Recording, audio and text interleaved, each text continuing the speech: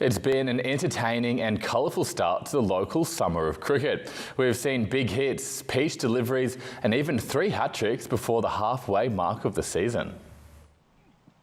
A new format and some might say a new game. Bye-bye to 2-day cricket and hello to separate T20 and 1-day tournaments. Let the pink ball fly. Many call it pyjama cricket, and there might have been a few batsmen who wished they'd stayed in bed. The bowlers enjoying their fair share of glory at the crease too.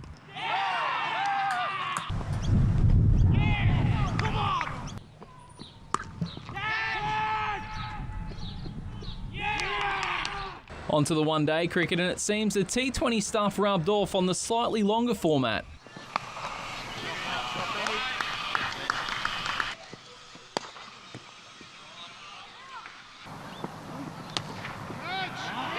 But we can't let the batsmen have all the fun. Perhaps the only sound better than leather on willow is a sound that every bowler loves.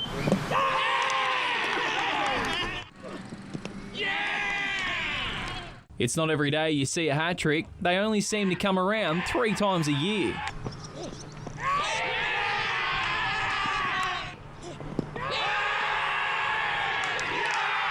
George McCormick, one of 3 to enjoy the rare feat and celebration to match.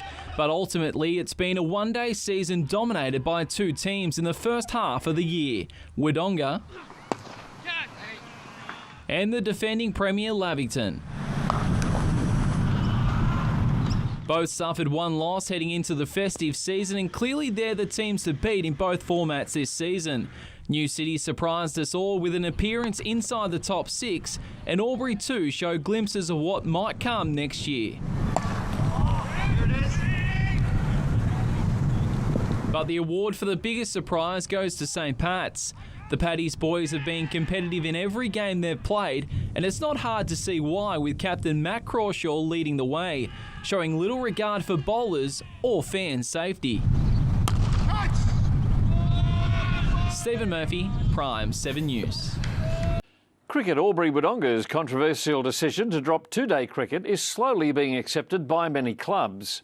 As the local competitions remain on a holiday break, coaches say the changes brought in this season have led to more players taking up the game.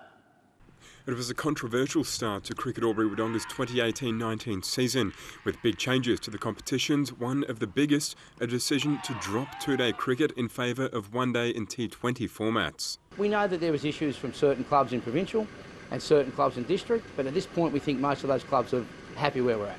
While some clubs have found it difficult to adapt to the shorter games, it's helped clubs retain players. Barney Chilton also back in the competition after folding last season with low numbers. There's obviously some clubs still struggling, but I think overall it's made it a fairer competition. I've always been a fan of the 2-day cricket, but with the 50-over format especially, it's bringing a lot of people back playing cricket. It's not the only major change. With Lavington and Wodonga banned from fielding secondary teams in the district competition, it's evened out the ladder for the traditional clubs.